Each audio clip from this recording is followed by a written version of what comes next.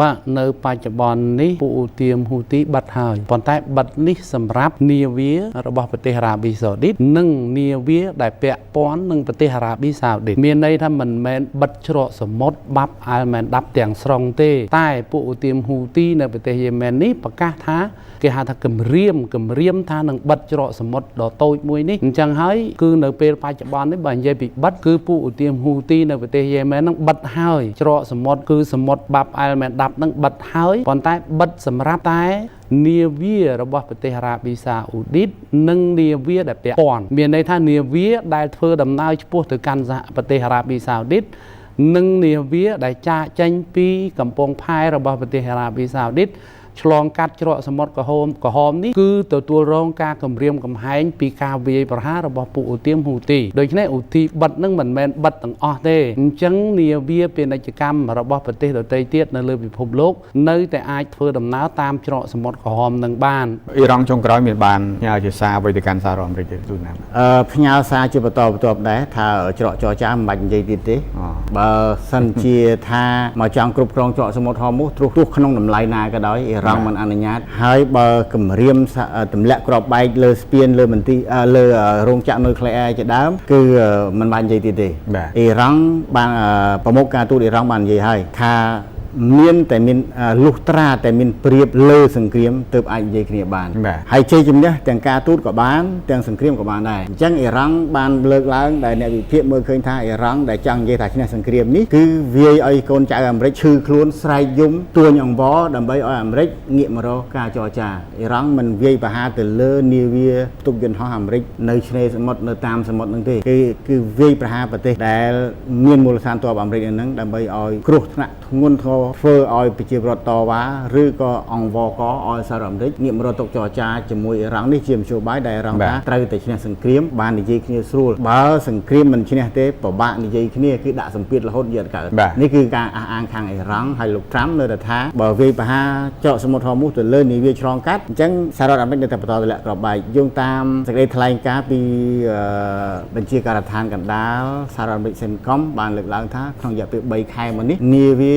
33គ្រឿងហើយដែលត្រូវបានអ៊ីរ៉ង់វាយប្រហារក្នុងពេលឆ្លងកាត់ច្រកសមុទ្រហោមសហរដ្ឋអាមេរិកបានបន្តការវាយប្រហារដោយយោធាខ្លាំងក្លាលើប្រទេសអ៊ីរ៉ង់ឈានចូលដល់យុគទី12ជាប់គ្នាខណៈប្រទេសអ៊ីរ៉ង់ឯណោះបានប្រមានថាបើសហរដ្ឋអាមេរិកនៅតែបន្តការវាយប្រហារអ៊ីរ៉ង់បែបនេះភាពចលាចលនឹងមានកាន់តែខ្លាំងនៅក្នុងតំបន់មជ្ឈិមបូព៌ាដូចនេះសហរដ្ឋអាមេរិកបានចាប់ផ្ដើមការវាយប្រហារជាបន្តបន្ទាប់ឈានដល់យុគទី12កំណត់គោលដៅលើប្រទេសអ៊ីរ៉ង់ខណៈទីក្រុងតេហ៍អ៊ីរ៉ង់បានគម្រាមបើកការវាយប្រហារបន្ថែមទៀតនៅទូទាំងតំបន់ជើងសមុទ្រដោយប្រមានថាគ្មានហេដ្ឋារចនាសម្ព័ន្ធណាមួយនឹងមានសុវត្ថិភាពទេលុះត្រាតែសន្តិសុខផ្ទាល់ខ្លួនត្រូវបានធានាបញ្ជាការកណ្ដាលអាមេរិក CENTCOM បាននិយាយនៅថ្ងៃពុធទី22កក្កដាថាខ្លួនបានបើកការវាយប្រហារដើម្បីធ្វើឲ្យសមត្ថភាពរបស់អ៊ីរ៉ង់ចុះខ្សោយបន្ថែមទៀតក្នុងការគម្រាមកំហែងដល់នាវិកស៊ីវិលនិងនាវាពាណិជ្ជកម្មដែលឆ្លងកាត់ដែនទឹកនៅក្នុងតំបន់ទីភ្នាក់ងារសារព័ត៌មាន FARS ពាក់កណ្ដាលផ្លូវការរបស់អ៊ីរ៉ង់បានរាយការណ៍ថាសម្លេងផ្ទុះត្រូវបានគេឮនៅក្នុងតំបន់ជុំវិញទីក្រុង Bushehr នៅភាគខាងត្បូងនៃប្រទេសអ៊ីរ៉ង់ខណៈដែលគុយវ៉ែតបាននិយាយថាប្រព័ន្ធការពារដែនអាកាសរបស់ខ្លួនកំពុងប្រឈមនឹងការវាយប្រហារដោយយានដ្រូនរបស់អ៊ីរ៉ង់បាននិយាយថាការវាយប្រហារនៅឈូងសមុទ្រនឹងមិនឈប់ទេប្រសិនបើសហរដ្ឋអាមេរិកបន្តវាយប្រហារនិងគំរាមកំហែងអ៊ីរ៉ង់បែបនេះប្រធានអ្នកចរចារបស់អ៊ីរ៉ង់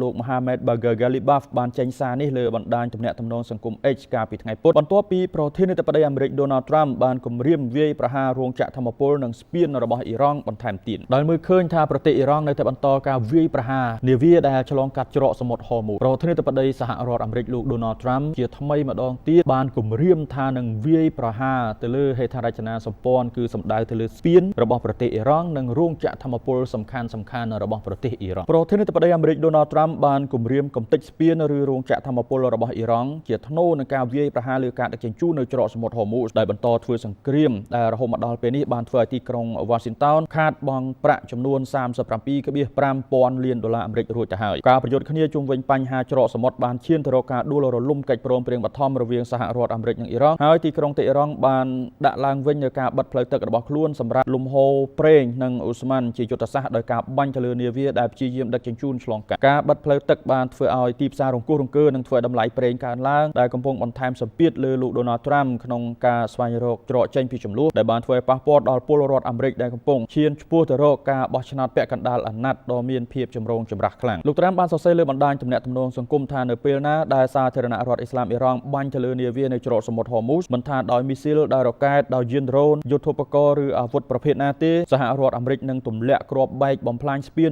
ឬរោងចក្រថាមពលដែលបញ្ជាក់ជាថ្មីនៃការគម្រាមកំហែងជាយូរមកហើយរបស់លោកក្នុងការបំផ្លាញហេដ្ឋារចនាសម្ព័ន្ធរបស់ប្រទេសអ៊ីរ៉ង់អ្នកការទូតជាន់ខ្ពស់អាមេរិកលោក Marco Rubio បានអះអាងថាទីក្រុង Washington នៅតែបើកចំហចំពោះការដោះស្រាយតាមវិធីចរចាតាមផ្នែកការទូតលោកបន្ថែមថាប៉ុន្តែបច្ចុប្បន្នពួកគេហាក់ដូចជាមិនយកចិត្តទុកដាក់មកលើរឿងនេះទេស្របពេលដែលកម្ដៅនៃសង្គ្រាមតំបន់មជ្ឈិមបូព៌ាកំពុងតែកើនឡើងសហរដ្ឋអាមេរិកបានប្រកាសកិច្ចព្រមព្រៀងនុយក្លេអ៊ែរផ្នែកស៊ីវិលជាមួយនឹងប្រទេសអារ៉ាប៊ីសាអូឌីតសហរដ្ឋអាមេរិកនៅថ្ងៃពុធទី22ខែកក្កដាបានប្រកាសពីកិច្ចព្រមព្រៀងដ៏សំខាន់មួយជាមួយប្រទេសអារ៉ាប៊ីសាអូឌីតដែលនឹងបង្កើតកម្មវិធីនុយក្លេអ៊ែរស៊ីវិលនៅប្រទេសឈូងសមុទ្រមួយនេះដោយទីក្រុង Washington ទទូចថាកិច្ចព្រមព្រៀងរួមបញ្ចូលទាំងការការពារប្រឆាំងការមិនរីកសាយភាវុធនុយក្លេអ៊ែរចំណាត់ការនេះធ្វើឡើងខណៈសហរដ្ឋអាមេរិកក្រោមការដឹកនាំរបស់លោក Donald Trump កំពុងធ្វើសង្គ្រាមជាមួយអ៊ីរ៉ង់ដែលបានចាប់ផ្ដើមមួយផ្នែកដោយក្តីបារម្ភរបស់សហរដ្ឋអាមេរិកចំពោះកម្មវិធីនុយក្លេអ៊ែររបស់ទីក្រុងតេហ៍រ៉ង់ជាបញ្ហាមួយដែលនៅតែជាចំណុចសំខាន់នៃចំនួននៅក្នុងអំឡុងការចរចា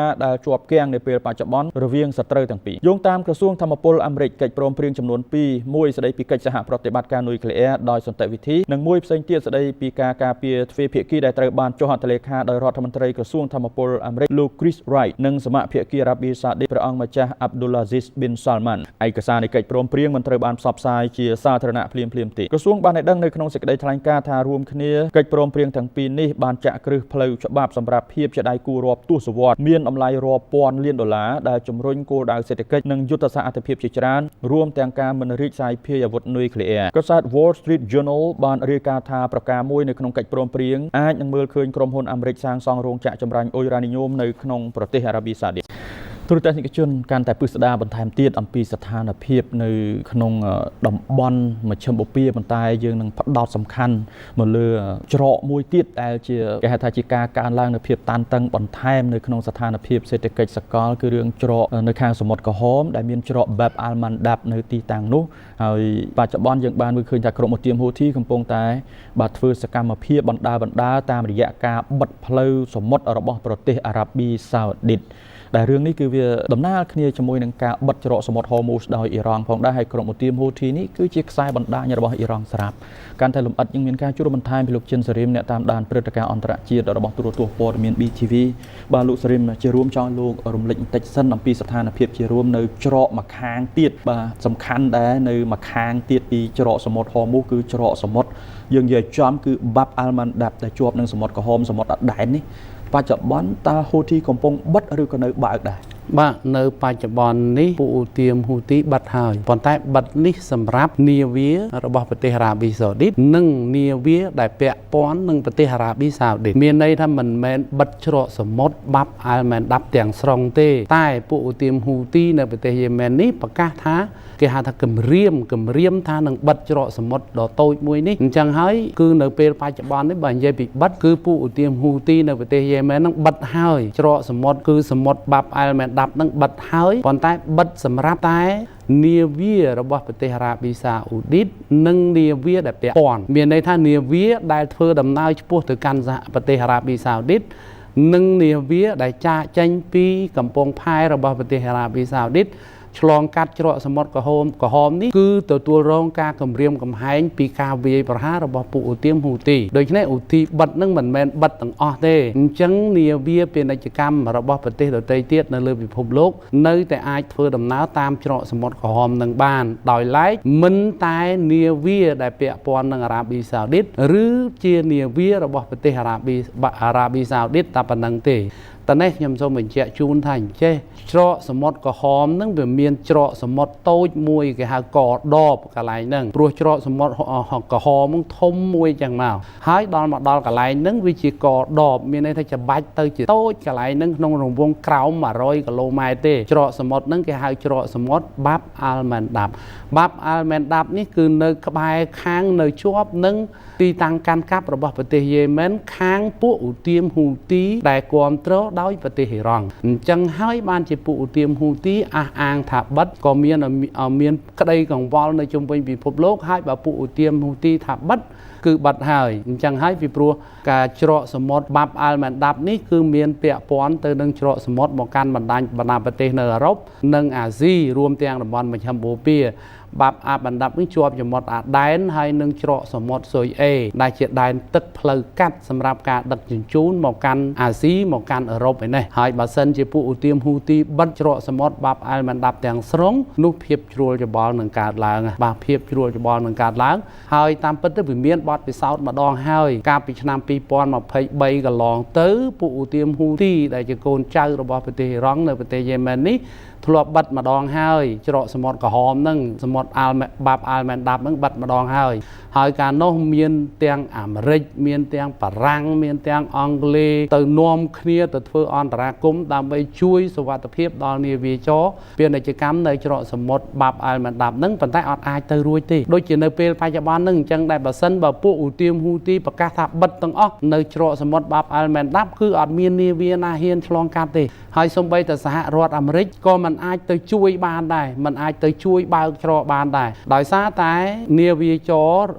ការធ្វើនាវាចររបស់នាវាពាណិជ្ជកម្មអន្តរជាតិធ្វើដំណើរតាមសមុទ្រក្រហមនិងឆ្លងកាត់ច្រកសមុទ្របាប់អាល់ម៉ាន់ដាប់ហើយពួកឧទាមហ៊ូទីនឹងចាំបាញ់ដោយមីស៊ីលទីបាញ់ទៅចាប់នោះក៏វាមិនអាចដែរពីព្រោះសហរដ្ឋអាមេរិកមិនមែនស្ម័គ្រចិត្តទៅជួយទ្រជួយហែហមនាវាដឹកទំនិញទាំងអស់នោះបានទេអញ្ចឹងហើយបាននៅពេលបច្ចុប្បន្ននេះនិយាយឲ្យខ្លីមកថាបិទឬមិនបិទគឺនៅពេលបច្ចុប្បន្ននេះច្រកសមុទ្របាប់អាល់ម៉ាន់ដាប់ដែលជាច្រកសមុទ្រក្រហមដ៏សំខាន់នេះពួកឧទាមហ៊ូទីប្រកាសបិទហើយប៉ុន្តែបិទសម្រាប់តែនាវារបស់ប្រទេសអារ៉ាប៊ីសាអូឌីតនិងនាវាដែលពាក់ព័ន្ធនឹងប្រទេសអារ៉ាប៊ីសាអូឌីតទេចំពោះនាវារបស់ប្រទេសផ្សេងគឺពួកឧទាមហ៊ូទីមិនបានប្រកាសបិទទាំងស្រុងនោះទេបាទបច្ចុប្បន្នតើអារ៉ាប៊ីសាអូឌីតឬអាចនិយាយថាដល់សហរដ្ឋអាមេរិកដែរចុះដោយសារតែអារ៉ាប៊ីសាអូឌីតជាសម្ព័ន្ធមិត្តជាមួយនឹងសហរដ្ឋអាមេរិកនៅក្នុងតំបន់មជ្ឈិមបូព៌ាអារ៉ាប៊ីសាអូឌីតហើយនិងអាមេរិកឆ្លើយតបយ៉ាងណាទៅលើក្រុមហ៊ូធីនៅពេលនេះបាទប្រទេសអារ៉ាប៊ីសាអូឌីតបង្ហាញពីក្តីបារម្ភខ្លាំងណាស់និងបដិញ្ញាចិត្តថានឹងវាយប្រហារលុបបំបាត់សមត្ថភាពគម្រាមកំហែងរបស់ពួកឧទាមហ៊ូទីលើនាវាចរជាលក្ខណៈអន្តរជាតិនៅសមុទ្រក្រហមក្នុងនោះសហរដ្ឋអាមេរិកក៏បង្ហើបថាសហរដ្ឋអាមេរិកនឹងធ្វើឲ្យពួកឧទាមហ៊ូទីនឹងស្គាល់ថ្នាំខ្លាំងម្ដងស្គាល់ចង់និយាយថាសហរដ្ឋអាមេរិកនឹងកំទេចពួកឧទាមហ៊ូទីនៅប្រទេសយេម៉ែននឹងឲ្យคล้ายទៅជាផេះដើម្បីកុំឲ្យមានការគម្រាមកំហែងនៅសមុទ្រក្រហមដល់នាវាចរជាលក្ខណៈអន្តរជាតិតទៅទៀតប៉ុន្តែគ្រាន់តែការគម្រាមនេះជាធម្មតាទេក្នុងយុទ្ធសាស្ត្រសង្គ្រាមភាគីមួយមិនអាចបង្ហាញពីចំហទុនខ្សោយហើយក៏មិនអាចបង្ហាញពីសមត្ថភាពពិតប្រាកដរបស់ខ្លួនទេគឺតែងតែបង្ហាញពីភាពអំនួតតែអញ្ចឹងឯងប៉ុន្តែបើតាមមើលទៅគឺបើសិនជាពួកឧទាមហ៊ូទីនេះប្រកាសបិទទាំងស្រុងឬនៅពេលបច្ចុប្បន្ននេះពួកឧទាមហ៊ូទីប្រកាសបិទនាវាចររបស់ប្រទេសអារ៉ាប៊ីសាអូឌីតនិងនាវាពាក់ព័ន្ធទៅហើយអញ្ចឹងប្រទេសអារ៉ាប៊ីសាអូឌីតនិងសហរដ្ឋអាមេរិកថែមទៀតបើអាមេរិកថាជួយក៏មិនដឹងធ្វើអីបានដែរបាទពីព្រោះបទពិសោធន៍កាលពីឆ្នាំ2023កន្លងទៅហើយពេលដែលពួកឧទាមហ៊ូទីបិទច្រកសមុទ្រក្រហមនេះគ្មានប្រទេសណាអាចបើកបានទេគឺនៅតែជាការគម្រាមកំហែងដដែលដោយក្រុមហ៊ុនដឹកជញ្ជូនតាមផ្លូវទឹកមិនហ៊ានបន្ថយធ្វើដំណើរតាមផ្លូវទឹកឲ្យពួកឧទាមហ៊ូទីវាយប្រហារលើនាវាតម្លៃរាប់លានដុល្លារនោះទេដូចតែគ្នានឹងដូចជាច្រកសមុទ្រហូមូសជាដើមតាមពិតច្រកសមុទ្រហូមូសរបស់ប្រទេសអ៊ីរ៉ង់ដែលអ៊ីរ៉ង់បិទនៅពេលបច្ចុប្បន្នហ្នឹងក៏អញ្ចឹងដែរដែលសហរដ្ឋអាមេរិកកំពុងតែធ្វើសង្គ្រាមស្រាប់ក៏មិនអាចជួយធានាសុវត្ថិភាពនាវាចរនៅច្រកសមុទ្រហូមូសដែរអញ្ចឹងនៅពេលខាងមុខនេះឥឡូវនេះនៅច្រកសមុទ្រក្រហមបាប់អាល់ម៉ាន់ដាប់នេះត្រូវពួកឧទាមហ៊ូទីប្រកាសបិទតែប្រទេសអារ៉ាប៊ីសាអូឌីតហើយអារ៉ាប៊ីសាអូឌីតប្រកាសថានឹងបើកប៉ុន្តែมันអាចទៅរួចទេតែនៅពេលខាងមុខនេះប្រសិនបើពួកឧទាមហ៊ូទីប្រកាសបិទច្រកសមុទ្រក្រហមទាំងស្រុងប្រកាសបិទច្រកសមុទ្របាប់អាល់ម៉ាន់ដាប់នេះទាំងស្រុងអញ្ចឹងវាបូកគ្នាត្រង់ថានៅសមុទ្រនៅច្រកសមុទ្រហូមូសនេះការដឹកជញ្ជូនប្រេងនៅលើពិភពលោកនោះក្នុងរង្វង់ 20% ចំណែកច្រកសមុទ្របាប់អាល់ម៉ាន់ដាប់សមុទ្រក្រហមនេះមាននាវាចរជាលក្ខណៈអន្តរជាតិក្នុងរង្វង់ 12% អញ្ចឹង 12% បូកនឹង 20% វាឡើង 30% ជាងបាទជិតពាក់កណ្ដាលហើយអារ៉ាប៊ីសាអូឌីតជាប្រទេសមហាអំណាចប្រេងនៅលើពិភពលោកអារ៉ាប៊ីសាអូឌីតជាប្រទេសបំពេញផ្គត់ផ្គង់ទីផ្សារប្រេងធំណាស់នៅលើពិភពលោក ហើយបើសិនបើពួកហ៊ូទៀមហ៊ូទីនៅប្រទេសយេម៉ែនប្រកាសបិទអារ៉ាប៊ីសាអូឌីតបែបនេះនោះមានន័យថាអារ៉ាប៊ីសាអូឌីតអត់អាចនាំប្រេងចេញបានទេកាលណាអារ៉ាប៊ីសាអូឌីតមិនអាចនាំប្រេងចេញបានវាធ្វើឲ្យមានកង្វះខាតការផ្គត់ផ្គង់ប្រេងនៅលើទីផ្សារអន្តរជាតិអញ្ចឹងរឿងវាកាន់ឡើងកាន់តែខ្លាំងខ្លាំងដែលនៅពេលបច្ចុប្បន្ននេះតម្លៃប្រេងឡើងជាង$90អាមេរិកក្នុងមួយបារ៉ែលទៅហើយសម្រាប់ដំណេញសម្រាប់ប្រេង brand crude អញ្ចឹងនៅពេលខាងមុខបើសិនបើពួកឧទាមហ៊ូទីនៅតែបិទប្រទេសអារ៉ាប៊ីសាអូឌីតអញ្ចឹងមានន័យថាតម្លៃប្រេងនឹងហក់ឡើងថែមទៀតដោយសារតែកង្វះខាតការផ្គត់ផ្គង់ប្រេងនៅលើទីផ្សារអន្តរជាតិនឹងអាចកើតមាននិយាយជារួមមកវិញចំពោះចំណាត់ការរបស់ប្រទេសអារ៉ាប៊ីសាអូឌីតទោះបីជារួមជាមួយសហរដ្ឋអាមេរិកក៏ទំនងជាមិនអាចធានាសុវត្ថិភាពដល់នាវាចរដែលធ្វើដំណើរតាមច្រកសមុទ្រក្រហមកាត់តាមច្រកសមុទ្របាប់អែលមិនដាប់បានទេបើសិនបើពួកឧទាមហ៊ូទីនៅតែបិទនាវារបស់ប្រទេសអារ៉ាប៊ីសាអូឌីតនិងនាវាពាក់ព័ន្ធនឹងអារ៉ាប៊ីសាអូឌីតដូចនៅពេលបច្ចុប្បន្ននេះបាទសូមអរគុណលោកសេរីមយើងបន្តតាមដានបន្តទៀតអំពីស្ថានភាពជារួមនេះជម្រាបលាបាទអរគុណសង្គ្រាមអាមេរិកនិងអ៊ីរ៉ង់បានជំរុញតម្លៃប្រេងសកលឲ្យកើនឡើងដល់តម្លៃមួយពោះបំផុតមិនធ្លាប់មាននៅក្នុងរយៈពេល6សប្តាហ៍ជាប់គ្នាតម្លៃប្រេងបានបន្តកើនឡើងជាង 1.5% ដល់កម្រិតខ្ពស់បំផុតក្នុងរយៈពេលជាង6សប្តាហ៍កន្លងទៅមិនធ្លាប់មានគឺនៅត្រឹមថ្ងៃប្រហ័សទី23កក្កដានេះដោយសហរដ្ឋអាមេរិកបានបើកការវាយប្រហារជុំថ្មីលើអ៊ីរ៉ង់និងទៅលើក្រុមហ៊ូធីនៅប្រទេសយេម៉ែនដែលបានកំណត់គោលដៅលើនាវាប្រេងនៅសមុទ្រក្រហមប្រេងឆៅ Brent បានកើនឡើង $1.93 អាមេរិកឬ 2% មានតម្លៃដល់$96អាមេរិកក្នុងមួយបារ៉ែលជាកម្រិតខ្ពស់បំផុតចាប់តាំងពីថ្ងៃទី8ខែមិថុនាប្រេងឆៅ West Texas Intermediate របស់សហរដ្ឋអាមេរិកបានកើនឡើង$1.44អាមេរិកឬ 1.7% មានតម្លៃ$88.27អាមេរិកក្នុងមួយបារ៉ែលបន្ទាប់ពីកើនឡើងជិត 3% កាលពីថ្ងៃពុធយោធាអាមេរិកបាននិយាយថាខ្លួនបានវាយប្រហារជាប់គ្នាយប់ទី12លើប្រទេសអ៊ីរ៉ង់ប៉ុន្មានម៉ោងបន្ទាប់ពីប្រធានាធិបតីអាមេរិកលោក Donald Trump បានបដិញ្ញាបំផ្លាញស្ពានឬរោងចក្រថាមពលរបស់អ៊ីរ៉ង់គ្រប់ពេលខណៈអ៊ីរ៉ង់បានបាញ់ទៅលើនាវាមួយគ្រឿងនៅច្រកសមុទ្រ Hormuz ដែលបង្កើនហានិភ័យនៃសង្គ្រាមជាមួយអ៊ីរ៉ង់កងឆ្មាំបដិវត្តន៍អ៊ីរ៉ង់បានឲ្យដឹងថានាវាប្រេងមួយគ្រឿងបានឆេះបន្ទាប់ពីគណៈកំពុងព្យាយាមឆ្លងកាត់អ្វីដែលពួកគេបាននិយាយថាជាផ្លូវទឹកមានគ្រាប់មីននៅភាគខាងត្បូងនៃច្រកសមុទ្រ Hormuz ហើយនាវាប្រេងពីរគ្រឿងផ្សេងទៀតបានបកក្រោយវិញកងឆ្មាំបានឲ្យដឹងថាច្រកសមុទ្រនេះស្ថិតនៅក្រោមការគ្រប់គ្រងរបស់ខ្លួនហើយបានបិទទាំងស្រុងគណៈចំណាត់ការរបស់សហរដ្ឋអាមេរិកនៅតែបន្តនៅក្នុងតំបន់នោះដោយកងឆ្មាំបានព្រមានថាគ្មាននាវាដឹកប្រេងណាមួយនឹងត្រូវបានអនុញ្ញាតឲ្យចូលឬចាកចេញដោយគ្មានការសម្របសម្រួលជាមួយអ៊ីរ៉ង់នោះឡើយប៉ុន្តែទូរទស្សនិកជនការបិទច្រកសមុទ្រ Hormuz នៅក្នុងអំឡុងសង្គ្រាមអាមេរិកនិងអ៊ីរ៉ង់នេះកំពុងជះផលប៉ះពាល់ខ្លាំងទៅលើពាណិជ្ជកម្មប្រេងរបស់ប្រទេសអ៊ីរ៉ាក់ក្នុងនោះខាងអ៊ីរ៉ាក់មន្ត្រីរដ្ឋាភិបាលបានឲ្យដឹងថាអ៊ីរ៉ាក់បានបាត់បង់ប្រាក់ចំណូលជាង$40,000 លានដោយសារសង្គ្រាមអ៊ីរ៉ង់មន្ត្រីរដ្ឋាភិបាលម្នាក់បានឲ្យដឹងនៅថ្ងៃពុធនៃសប្តាហ៍នេះថាអ៊ីរ៉ាក់បានបាត់បង់ចំណូលជាង$40,000 លានអាមេរិកចាប់តាំងពីសង្គ្រាមនៅមជ្ឈិមបូព៌ាបានផ្ទុះឡើងដោយសារការធ្លាក់ចុះខ្លាំងនៅការនាំចេញប្រេងដែលជាប្រភពចំណូលសំខាន់របស់ប្រទេសនេះចំនួននឹងការបិទច្រកសមុទ្រ Hormuz ដល់អ៊ីរ៉ង់បានរារាំងការដឹកជញ្ជូនប្រេងនិងជំរុញឲ្យប្រទេសផលិតប្រេងសំខាន់រួមទាំងអ៊ីរ៉ាក់កាត់បន្ថយការផលិតដែលបានធ្វើឲ្យទីផ្សារថាមពលពិភពលោករង្គោះរង្គើមុនពេលសង្គ្រាមផ្ទុះឡើងដែលបានចាប់ផ្ដើមដោយការវាយប្រហាររួមរបស់អាមេរិកអ៊ីស្រាអែលលើអ៊ីរ៉ង់កាលពីចុងខែកុម្ភៈអ៊ីរ៉ាក់បានផលិតប្រេងប្រមាណ4លានបារ៉ែលក្នុងមួយថ្ងៃនិងនាំចេញជាមធ្យម 3.5 លានបារ៉ែលក្នុងមួយថ្ងៃដែលភាគច្រើនដឹកជញ្ជូនឆ្លងកាត់ច្រកសមុទ្រ Hormuz ប៉ុន្តែអ៊ីរ៉ាក់ដែលជាស្ថាបនិករបស់អង្គការ OPEC ផងនោះត្រូវបានបង្ខំឲ្យផ្អាកការផលិតនៅតំបន់អណ្ដូងប្រេងភាគច្រើនរបស់ខ្លួនបន្ទាប់ពីឃ្លាំងស្តុកប្រេងបានពេញការនាំចេញប្រេងរបស់ប្រទេសនេះត្រូវកំណត់ត្រឹមផ្លូវដឹកជញ្ជូនឆ្លងកាត់ប្រទេសជិតខាងគឺប្រទេសទួរគីនិងប្រទេសស៊ីរីនេះមកកាន់ព័ត៌មានអំពីស្ថានភាពសេដ្ឋកិច្ចសកលដែលត្រូវបានមើលឃើញដោយធនាគារពិភពលោក World Bank វិញស្ថាប័នហិរញ្ញវត្ថុមួយនេះបានមើលឃើញថាសង្គ្រាមមជ្ឈិមបូព៌ាដ៏តានតឹងអាចរុញកំណើនសេដ្ឋកិច្ចឲ្យធ្លាក់ដល់ 1.3% នៅក្នុងឆ្នាំ2026នេះលោក Indamit Gill សេដ្ឋវិទូជាន់ខ្ពស់នៃធនាគារពិភពលោកបានប្រាប់មកកាន់សារព័ត៌មាន Reuters ថាការកើនឡើងនៃអរិភាពរវាងអាមេរិកនិងអ៊ីរ៉ង់អាចធ្វើឲ្យអតិផរណាកើតឡើងវិញជំរុញឲ្យអតិផរណាបាទជំរុញឲ្យការប្រាក់កើនឡើងនិងរុញឲ្យកំណើនសេដ្ឋកិច្ចពិភពលោកត្រូវធ្លាក់ចុះមកត្រឹម 1.3% គឺធ្លាក់ពី 2.9% កាលពីឆ្នាំមុនលោក Gill ដែលនឹងត្រូវចូលនិវត្តន៍នៅចុងខែសីហាបានឲ្យដឹងនៅក្នុងបទសម្ភាសន៍មួយកាលពីល្ងាច ថ្ងៃអង្គារនាសប្តាហ៍នេះថាធនាគារបានធ្វើគំរូលទ្ធផលចំនួន3ក្នុងការព្យាករណ៍សេដ្ឋកិច្ចខែមិថុនារបស់ខ្លួនដោយសារភាពមិនច្បាស់លាស់ខ្ពស់ជុំវិញសង្គ្រាមនៅមជ្ឈិមបូព៌ាប៉ុន្តែសេណារីយ៉ូដ៏អាក្រក់បំផុតដែលមានអរិភាពមានរយៈពេល6ខែឬច្រើនជាងនេះជិតដល់ការលេចចេញជារូបរាងទៅហើយក្រោមសេណារីយ៉ូនោះអតិផរណាសកលនឹងកើនដល់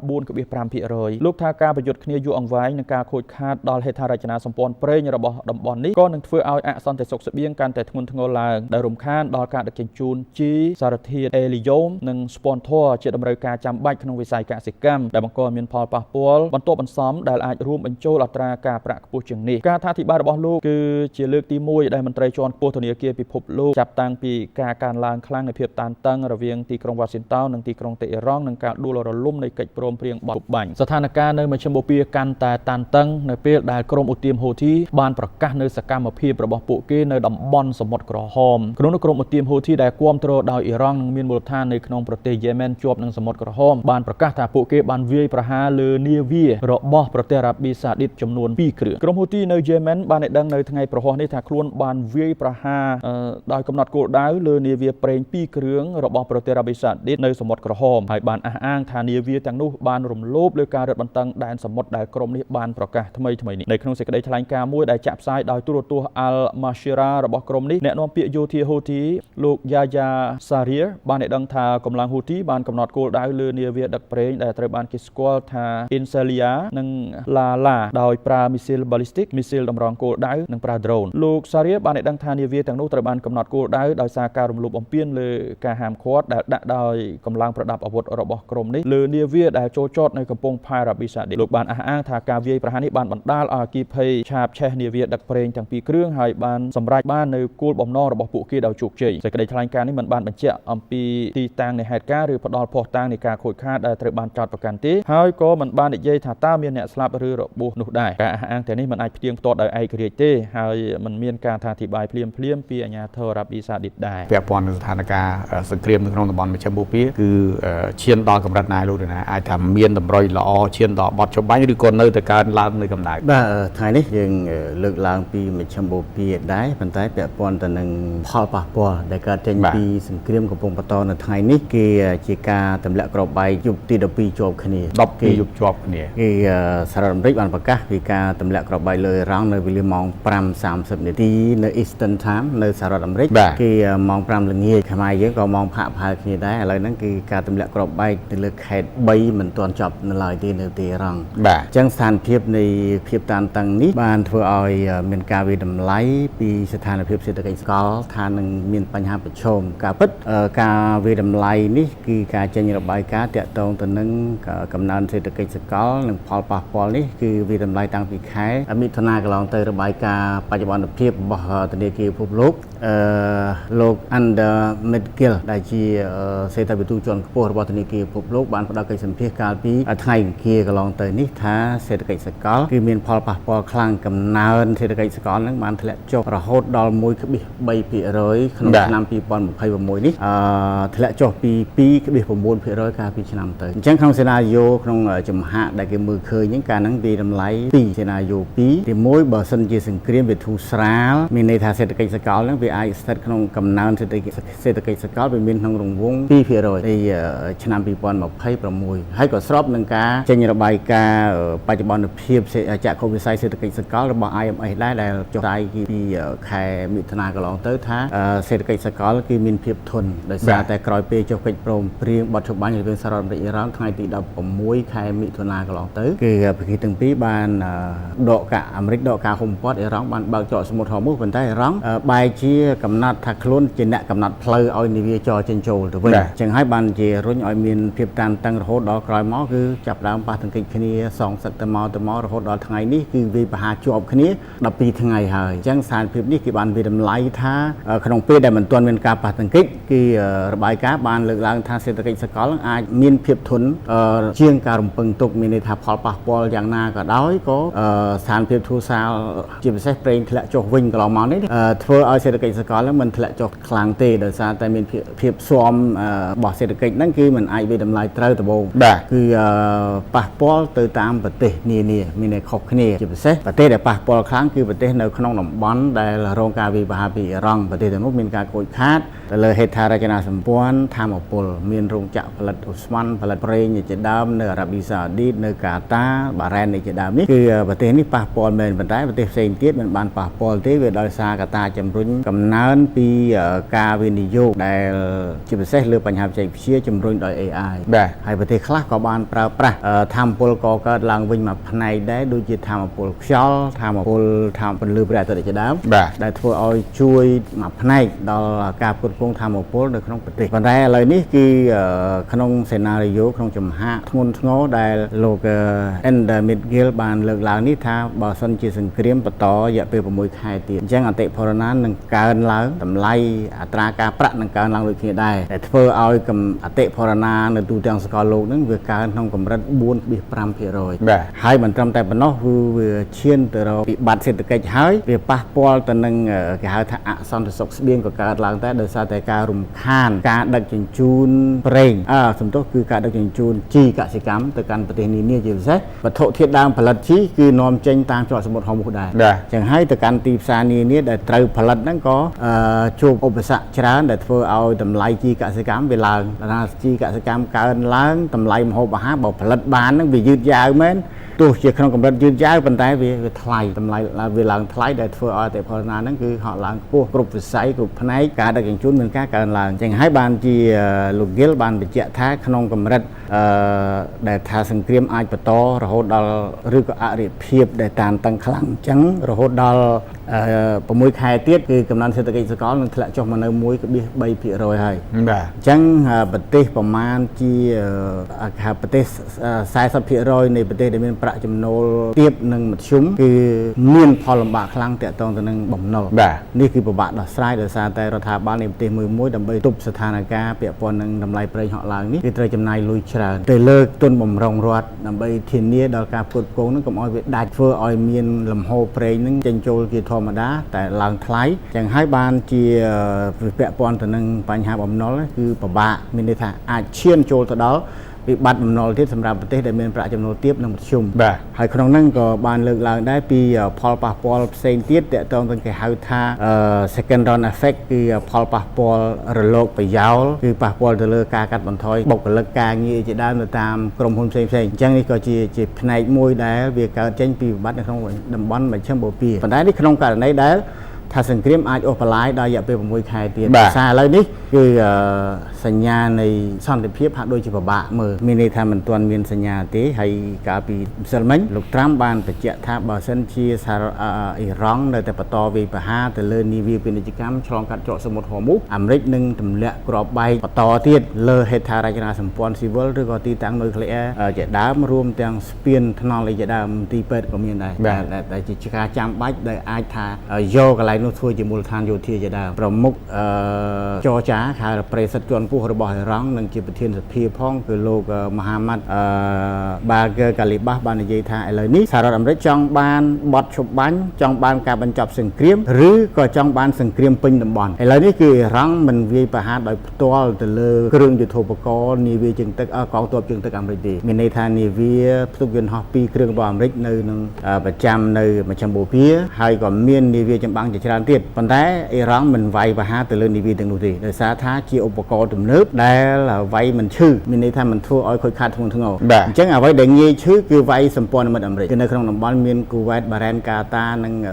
អេមីរ៉ាតអារ៉ាប់រួមជាដើមសក់ដានីនេះគឺអ៊ីរ៉ង់វាយប្រហារជារៀងរាល់ថ្ងៃអញ្ចឹងនៅពេលដែលប្រទេសទាំងអស់គ្នានេះរងគ្រោះធ្ងន់ធ្ងរពីការវាយប្រហារដោយដ្រូននិងមីស៊ីលរបស់អ៊ីរ៉ង់ជារៀងរាល់ថ្ងៃឥឡូវ12ថ្ងៃជាប់គ្នានេះគឺអ៊ីរ៉ង់បាញ់ស្ទើរពេញមួយថ្ងៃសងសឹកត្រឡប់មកវិញមានន័យថាអាមេរិកប្រកាស2ម៉ោងឬក៏3ម៉ោងឬក៏5ម៉ោងឬក៏រហូតដល់7ម៉ោងនៃប្រតិបត្តិការទម្លាក់គ្រាប់បែកហើយក៏ប្រកាសថាបញ្ចប់ប៉ុន្តែអ៊ីរ៉ង់សងសឹកមកវិញអត់បញ្ចប់ទេមានន័យថាវាយរហូតដល់ពេលល្ងាចស្ទើរតែដល់ពេលដែលសហរដ្ឋអាមេរិកទម្លាក់គ្រាប់ជាថ្មីអញ្ចឹងក្នុងរយៈពេល12ថ្ងៃជាប់គ្នា12យប់ជាប់គ្នានៃការទម្លាក់គ្រាប់បែករបស់អាមេរិកនេះគឺអ៊ីរ៉ង់នៅតែបន្តវាយប្រហារជាប់រហូតទោះបីអាមេរិកបិទប្រតិបត្តិការមួយថ្ងៃនឹងសិនក៏ដោយក៏ការវាយប្រហារពីអ៊ីរ៉ង់ទៅលើប្រទេសនានានៅតែមានជាបន្តបន្ទាប់ទៅលើអ៊ីរ៉ង់ថាទៅលើមូលដ្ឋានទ័ពអាមេរិក រិកនៅក្នុងប្រទេសទាំងនោះមានទាំងប្រព័ន្ធមីស៊ីលមានទាំងរ៉ាដាជាដើមប៉ុន្តែខាងប្រទេសទាំងនោះប្រកាសក្រៅពីប្រកាសពីការស្ទាក់ចាប់មីស៊ីលនិងដ្រូនរបស់អ៊ីរ៉ង់ក៏ប្រកាសពីថ្កោលទោសពីការវាយប្រហារទៅលើរចនាសម្ហេដ្ឋារចនាសម្ព័ន្ធស៊ីវិលមានស្ថានីយ៍ចម្រាញ់បន្សាបទឹកប្រៃមានស្ថានីយ៍ធម្មពលជាដើមដែលរងការវាយប្រហារពីប្រទេសអ៊ីរ៉ង់បាទជួក្រៅពីប្រេងឥន្ធនៈនៅតំបន់មជ្ឈិមបូព៌ាអ្វីដែលជាបញ្ហាប្រឈមជាងគេក្នុងកំឡុងពេលដែលមានបញ្ហាសង្គ្រាមនេះបាទនៅក្នុងប្រទេសក្នុងតំបន់មានន័យថាប្រទេសទាំងអស់នោះគឺសិតតែសមុទ្រទេអញ្ចឹងត្រូវការទឹកគេមានរោងចក្របន្សាបទឹកប្រៃដើម្បីជាការប្រើប្រាស់របស់ខ្លួនឯងហើយទឹកដឹងស្រាប់ហើយអត់2ថ្ងៃអត់បានទេគឺមនុស្សទៅស្លាប់អញ្ចឹងនេះគឺជាចំណុចខ្សោយមួយដែលរងត្រូវតែវាបំផ្លាញចោលនៅរាល់ទីតាំងស្តុកឬក៏ស្ថានីយ៍បន្សាបទឹកប្រៃគេហៅថាស្ថានីយ៍ចម្រោះទឹកនេះគឺដើម្បីធ្វើឲ្យប្រទេសទាំងនោះរងគ្រោះហើយប្រទេសទាំងអស់នេះមិនមែនជាប្រទេសដែលផលិតគេហៅថាផលិតផលប្រើប្រាស់ប្រចាំថ្ងៃទេគឺត្រូវនាំចូលពីប្រទេសដទៃប្រទេសទាំងអស់ហ្នឹងគឺជាប្រទេសដែលផលិតប្រេងធម្មពលឧស្ម័នជាដើមនាំចេញទៅកាន់ទីផ្សារពិភពលោកហើយក៏នាំចូលនៅផលិតផលប្រើប្រាស់ប្រចាំថ្ងៃទៅក្នុងប្រទេសទាំងអស់ហ្នឹងវិញដែរនៅពេលដែលជាប់ដៃ40ថ្ងៃកន្លងមកឥឡូវនេះចូលដល់12ថ្ងៃជាប់គ្នាបន្តទៀតអញ្ចឹងនេះជាផលលំបាកហើយការដឹកជញ្ជូនទំនិញមិនមែនតែប្រេងទេគឺក៏មានទំនិញផ្សេងទៀតក្រៅពីប្រេងដែរតែត្រូវនាំចេញនាំចូលទៅក្នុងប្រទេសទាំងអស់ហ្នឹងឥឡូវនេះគឺសញ្ញាថ្មីមួយទៀតដែលថាជាការលំបាកមួយថ្មីបន្ថែមលើផលវិបាកចាស់ឬក៏អរិភាពចាស់នេះគឺក្រុមឧទាមហ៊ូធីនៅក្នុងប្រទេសយេម៉ិនគ្រប់គ្រងដោយអ៊ីរ៉ង់ហ្នឹងគឺបានប្រកាសពីការបិទច្រកសមុទ្រអាល់មែនដាប់នៅសមុទ្រក្រហមដែលក្នុងន័យថាប្រឆាំងនឹងប្រទេសអារ៉ាប៊ីសាអូឌីតដែលបិទសមុទ្រក្រហមហ្នឹងប្រឆាំងនឹងប្រទេសយេម៉ិនអញ្ចឹងក្រុមនេះបានប្រកាសរួចទៅហើយថាខ្លួនត្រូវបិទជាការសងសឹកជាមួយនឹងអារ៉ាប៊ីសាអូឌីតហើយបើបិទបាបអាល់មែនដាប់ហ្នឹងទៀតមានន័យថាប្រេងដែលដឹករយៈពេលខ្លីចេញពីអារ៉ាប៊ីសាអូឌីតឆ្ពោះទៅកាន់ឈូងសមុទ្រអូម៉ង់ឈ្មោះទៅកាន់ឈូងសមុទ្រអាដែនហើយឆ្ពោះទៅកាន់សមុទ្រអារ៉ាប់និងមហាសមុទ្រឥណ្ឌាមកកាន់តំបន់អាស៊ីនេះគឺលែងដឹកតាមផ្លូវនឹងបានហើយនឹងប្រើប្រាស់ផ្លូវវាងផ្សេងទៀតដែលត្រូវចំណាយពេលយូរជាងមុនហើយតម្លៃដឹកជញ្ជូនក៏ថ្លៃជាងមុនអញ្ចឹងប្រេងវាឡើងថ្លៃដដែលប៉ុន្តែគាត់ថាច្រកសមុទ្របាបអាមែនដាប់នេះគឺមានទំហំនាំចេញមានន័យថាលំហូរប្រេងធម្មពលចេញពីច្រកនេះមានតែ 12% ទេនៃការផ្គត់ផ្គង់ពិភពលោកហើយអារ៉ាប៊ីសាអូឌីតមាន 7% អញ្ចឹងបើហ៊ូធីបិទច្រកនេះគឺ 7% របស់អារ៉ាប៊ីសាអូឌីតទៅកាន់នាំចេញមកកាន់ទីផ្សារអាស៊ីនេះគឺត្រូវប្រើប្រាស់ច្រកផ្សេងមួយទៀតគឺអាចទៅកាន់តាមសមុទ្រក្រហមដែរឆ្ពោះទៅព្រែកជីកស៊ុយអេហើយនឹងបន្តដំណើរទៅសមុទ្រមេឌីទែរ៉ាណេនិងច្រកមួយផ្សេងទៀតដែលអាចមកកាន់តំបន់អាស៊ីដែរគឺវិលមកជុំឆ្លងទៅដល់អាហ្វ្រិកខាងត្បូងគឺឆ្លងកាត់តាមអាត្លង់តិកខាងជើងមកដល់ច្រកមួយដែលគេហៅថា Cape of Good Hope ដែលត្រូវឆ្លងកាត់ទៅកាន់សិង្ហបុរីក៏បានដែរអញ្ចឹងវាគ្រាន់តែជាការប្រើប្រាស់ពេលយូរក្នុងការដឹកជញ្ជូនហើយការធ្វើនាវាចរនេះវាត្រូវការធម្មពលដើម្បីឲ្យនាវានឹងវាដំណើរការអញ្ចឹងក៏ប្រើប្រាស់គេហៅអស់ប្រេងច្រើនថ្លៃទំនិញដែលដឹកហ្នឹងក៏វាត្រូវឡើងថ្លៃតាមហ្នឹងដើម្បីទូទាត់គ្នាអញ្ចឹងវាជាផលវិបាកមួយទៀតបន្ថែមលើវិបត្តិចាស់វិបត្តិដែលកំពុងមានស្រាប់មិនមែនចាស់ទេចាស់មានន័យថាឈប់មានអានេះគឺចាស់ហើយកំពុងតែមានហើយមួយទៀតគឺមានកង្វល់តាក់ទងនឹងបញ្ហានេះគឺក្រុមហ៊ូធីបានប្រកាសពីថ្ងៃអង្គារថាមាននាវា6គ្រឿងដែលខ្លួនបានបង្អាក់ដំណើរមិនឲ្យឆ្លងកាត់មានន័យចាប់ផ្ដើមកម្រើកហើយអាចថាមានភាពតានតឹងរវាងហ៊ូធីនិងអារ៉ាប៊ីសាអូឌីតហ៊ូធីនេះគឺក្រុមឧទាមនៅក្នុងប្រទេសយេម៉ិនមានជាឧទាមដែលផ្ដាច់ខ្លួនចេញពីរដ្ឋាភិបាលយេម៉ិនគ្រប់គ្រងមានន័យថាទទួលស្គាល់ដោយអន្តរជាតិដែលហ៊ូធីនេះគឺគ្រប់គ្រងដោយអ៊ីរ៉ង់ទេហើយអារ៉ាប៊ីសាអូឌីតនឹងទៀតគឺជាប្រទេសដែលដឹកនាំក្រុមចម្រុះគ្រប់គ្រងរដ្ឋាភិបាលយេម៉ិនប្រឆាំងនឹងហ៊ូធីនឹងដែរអញ្ចឹងនេះវាជាវិបត្តិមួយដែលវិលជុំហើយក៏សុទ្ធសឹងតែជាក្រុមឧទាមប្រឆាំងនឹងក្រុមឧទាមនិងក្រុមសកម្មយុទ្ធដែលគ្រប់គ្រងដោយអ៊ីរ៉ង់បង្កបញ្ហានេះគឺស្ថានភាពធ្ងន់ធ្ងរនឹងរីកធំឡើងបើសិនជាសហរដ្ឋអាមេរិកនៅតែបន្តទម្លាក់គ្រាប់បែកអ៊ីរ៉ង់នឹងបង្កើនការវាយប្រហារដោយលែងខ្វល់ថាមូលដ្ឋានទ័ពមិនមូលដ្ឋានទ័ពអញ្ចឹងទីតាំងសំខាន់គឺកន្លែងផ្គត់ផ្គង់ដូចជាទឹកដូចជាធម្មពលអីជាដើមនៅក្នុងប្រទេសទាំងអស់នោះឬក៏ហេដ្ឋារចនាសម្ព័ន្ធនានាមានស្ពានថ្នល់ផ្លូវអីជាដើមក៏ជា ជាទីតាំងដែលរងថានឹងជាគោលដៅស្របច្បាប់ដោយសារតែជាទីតាំងបម្រើឲ្យមូលដ្ឋានទ័ពអាមេរិកនៅក្នុងប្រទេសទាំងនោះ បាទ លោករីណាតកតងទៅនឹងការវាយប្រហារនេះបើតាមការបញ្ជាក់របស់លោកគឺឈានចូលដល់ថ្ងៃទី12ហើយការវាយប្រហារសម្រុកទៅមុខអត់មានលើកឡើងអំពីការចរចាដើម្បីស្វែងរកកិច្ចព្រមព្រៀងទេឬក៏យ៉ាងម៉េចដែរបាទសហរដ្ឋអាមេរិកលោកម៉ាកូរូប៊ីយ៉ូរដ្ឋមន្ត្រីការបរទេសសហរដ្ឋអាមេរិកដែលមកចូលរួមកិច្ចប្រជុំនៅក្នុងប្រទេសហ្វីលីពីនអាស៊ាននិងកិច្ចប្រជុំអាស៊ានហ្នឹងមានអាស៊ានបែបចូលរួមអាស៊ានគេហៅថាដៃគូសន្តិនិកអាស៊ាននិងមានកិច្ចប្រជុំគេហៅថាអាស៊ីបូពីមានការចូលរួមពីប្រទេសច្រើនមហាអំណាចមានសហរដ្ឋអាមេរិកមានចិនមានរុស្ស៊ីមានជប៉ុនមានឥណ្ឌាមានអូស្ត្រាលីចក្រភពអង់គ្លេសហើយក៏មានសហភាពអឺរ៉ុបដែរក្នុងហ្នឹងអញ្ចឹងក្នុងនោះគឺលោកបានថ្លែងថាសហរដ្ឋអាមេរិកគឺចិត្តទូលាយទេបើកទូលាយមានន័យថាប្រកាន់យកដំណើរការទូតប៉ុន្តែឲ្យមានភាពស្មោះត្រង់តែលោកបញ្ជាក់ចំណុចមួយថាមិនយល់ត្រង់អ៊ីរ៉ង់ថានៅក្នុងអនុសារណៈនៃការយោគយល់នេះទៅជានិយាយថាច្រកសមុទ្រហូមូសជារបស់អ៊ីរ៉ង់បើកទាំងអស់គ្នាអាមេរិកបើកការហ៊ុមព័ទ្ធទៅហើយអ៊ីរ៉ង់បើកច្រកសមុទ្រហូមូសប៉ុន្តែថាតើនាវាចរទៅតាមផ្លូវដែលអ៊ីរ៉ង់កំណត់ដល់អញ្ចឹងបានសហរដ្ឋអាមេរិកថាមិនអាចធ្វើអញ្ចឹងបានទេបើកទាំងអស់គ្នាមិនទៅហេតុអីក៏មានការបកស្រាយថាវាជារបស់អ៊ីរ៉ង់ទៅវិញអញ្ចឹង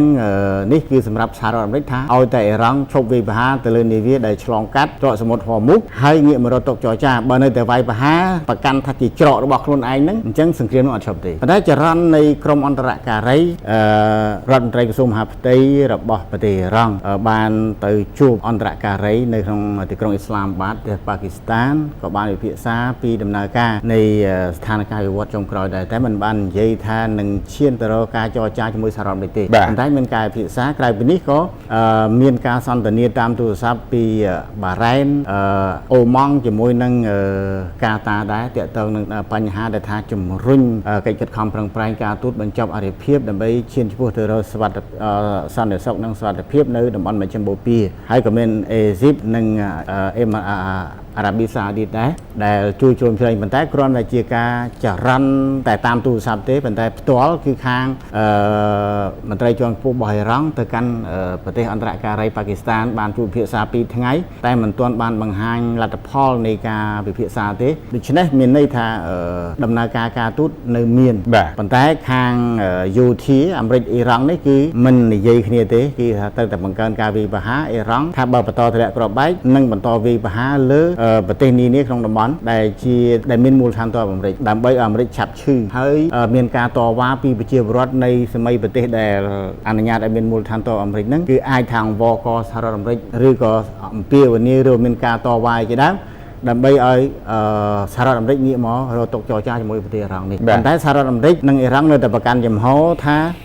ផ្សេងគ្នាទាក់ទងតែនឹងច្រកសមុទ្រហូមូសហ្នឹងគឺថាជាចំណុចក្តៅជាងគេជា flashing point ដែលមិនអាចជជែកគ្នាបានរយៈកាលកន្លងមកនឹងពេលនេះក៏កំពុងតែក្តៅរៀងខ្លួនហើយការវាយប្រហារយប់ទី12នេះគឺមិនទាន់ចប់នៅឡើយទេកំពុងតែបន្តប្រតិបត្តិការហើយប្រទេសបារ៉ែនគូវ៉ែតហ្នឹងក៏បានផ្សាយភ្លាមដែរពីប្រព័ន្ធការពារដែនអាកាសដែលស្ទាក់ចាប់មីស៊ីលដែលបានចេញពីអ៊ីរ៉ង់បាទជួអ៊ីរ៉ង់ចុងក្រោយមានបានផ្ញើជាសារអ្វីទៅកាន់សហរដ្ឋអាមេរិកទេទូណាផ្ញើសារជាបន្តបន្ទាប់ដែរថាច្រកចរចាមិនបាច់និយាយទៀតទេបើសិនជាថាមកចង់គ្រប់គ្រងច្រកសមុទ្រហូមូសទោះក្នុងតម្លៃណាក៏ដោយអ៊ីរ៉ង់មិនអនុញ្ញាតហើយបើគម្រាមទម្លាក់គ្រាប់បែកលើស្ពានលើមន្ទីរលើរោងចក្រនុយក្លេអ៊ែរជាដើមគឺមិនបាច់និយាយទៀតទេអ៊ីរ៉ង់បានប្រមុខការទូតអ៊ីរ៉ង់បាននិយាយហើយថាមានតែមានលុះត្រាតែមានព្រៀបលើសង្គ្រាមទើបអាចនិយាយគ្នាបានហើយជ័យជំនះទាំងការទូតក៏បានទាំងសង្គ្រាមក៏បានដែរអញ្ចឹងអ៊ីរ៉ង់បានលើកឡើងដែលអ្នកវិភាគមើលឃើញថាអ៊ីរ៉ង់ដែលចង់និយាយថាឈ្នះសង្គ្រាមនេះគឺវាយឲ្យកូនចៅអាមេរិកឈឺខ្លួនស្រែកយំទួញអង្វរដើម្បីឲ្យអាមេរិកងាកមករកការចរចាអ៊ីរ៉ង់មិនវាយប្រហារទៅលើនាវាផ្ទុកយន្តហោះអាមេរិកនៅឆ្នេរសមុទ្រនៅតាមសមុទ្រហ្នឹងទេគឺវាយប្រហារប្រទេសដែលមានមូលដ្ឋានទ័ពអាមេរិកហ្នឹងដើម្បីឲ្យគ្រោះថ្នាក់ធ្ងន់ធ្ងរធ្វើឲ្យប្រជាពលរដ្ឋតវ៉ាឬក៏អង្គវកឲ្យសហរដ្ឋអាមេរិកងាកមករកតុចរចាជាមួយអ៊ីរ៉ង់នេះជាមធ្យោបាយដែលអ៊ីរ៉ង់ថាត្រូវតែឈ្នះសង្គ្រាមបាននិយាយគ្នាស្រួលបើសង្គ្រាមមិនឈ្នះទេពិបាកនិយាយគ្នាគឺដាក់សម្ពាធរហូតយឺតកើតនេះគឺការអះអាងខាងអ៊ីរ៉ង់ហើយលោកត្រាំនៅតែថាបើវាយប្រហារច្រកសមុទ្រហូមូសទៅលើនាវាឆ្លងកាត់អញ្ចឹងសហរដ្ឋអាមេរិកនៅតែបន្តទម្លាក់គ្រាប់បែកយោងតាមសេចក្តីថ្លែងការណ៍ពីបញ្ជាការដ្ឋានកណ្ដាលសហរដ្ឋអាមេរិកសេនកំបានលើកឡើងថាក្នុងរយៈពេល3ខែមកនេះនាវា33គ្រឿងហើយដែលត្រូវបានអ៊ីរ៉ង់វាយប្រហារក្នុងពេលឆ្លងកាត់ច្រកសមុទ្រហូមូសបាទអរគុណលោកណាបាទដែលបានលម្អិតជុំវិញសង្គ្រាមនៅតំបន់មជ្ឈិមបូព៌ាជួបគ្នាឱកាសក្រោយបាទ